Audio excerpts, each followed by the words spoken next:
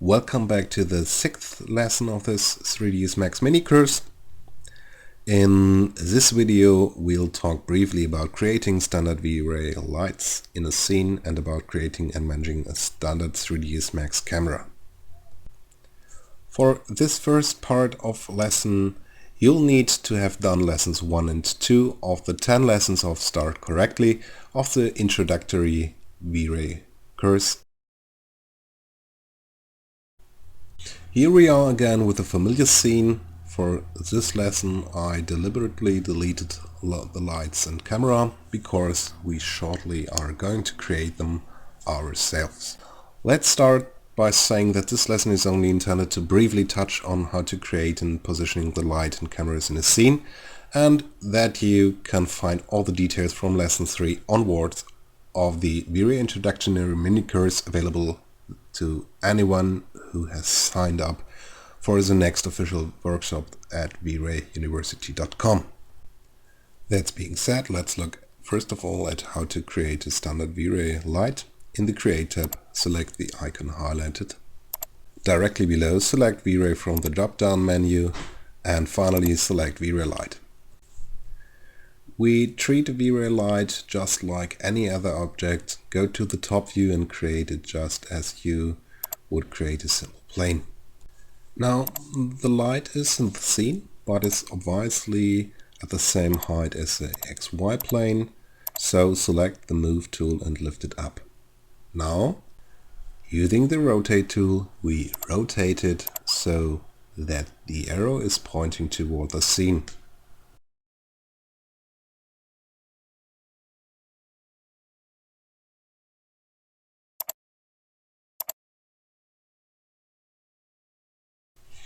Now let's try to simulate creating a Vray light close to an opening, a door for example, or a window.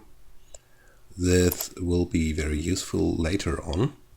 I previously hit a wall with an entrance via a French window, which I've now made visible. So let's go to the left view so that we have this wall front on and create a light near the opening. We don't need to be overly precise, just try to occupy the whole breadth of the opening. You'll now find that the light is in the middle of the scene. Move it to the outside of the wall.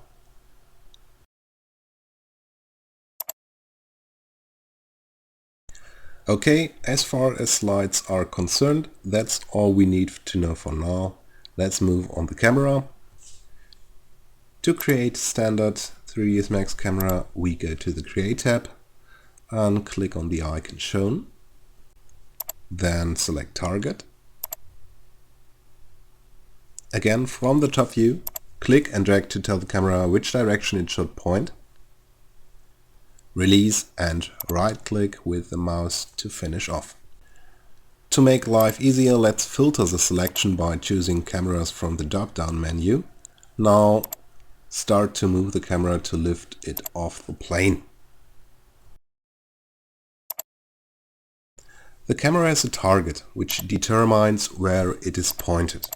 By selecting it and moving it in the desired direction, we can set the framing. Now let's set our available viewports to show us what the camera is seeing. To do that, we are going to any one of the viewports and click on the second tag in the top left corner. Go to the cameras and then click on the name of the camera that appears in the drop-down menu. The view automatically changes to the framing of the camera. Let's change our display mode to get a more suitable output, and then we can also continue to set up the framing. The viewport allows us to see the result in real time. As in the perspective view, we can also use the navigation panel at the bottom right section or the interface for the camera viewport. If you select the camera viewport, the dolly allows us to go forward and backward. The orbit allows you to rotate the view in any direction.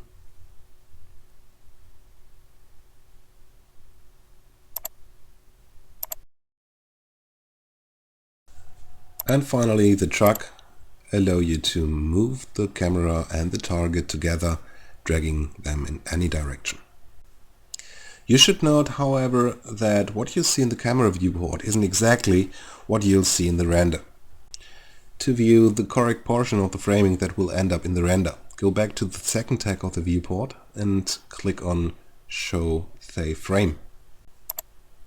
Or more quickly, press the keyboard combination Shift F. This will ensure that in the camera viewport the framing is cropped to the exact proportion in which the render will be calculated, allowing us to see perfectly what to include and what not to include in the frame. The camera proportion can also be adjusted. To do this, we click on the Render Setup button found on the toolbar, which contains all the render settings.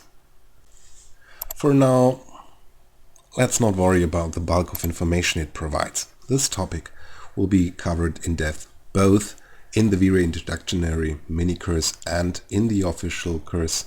Instead, let's focus on the area shown. Here we can interact with the height and width parameters to see the best kind of frame for our needs. Or we can also use the default resolution by clicking on the button on the side. That's all for this lesson. I'll see you next time for the last lesson of this preparatory 3ds Max course. Bye.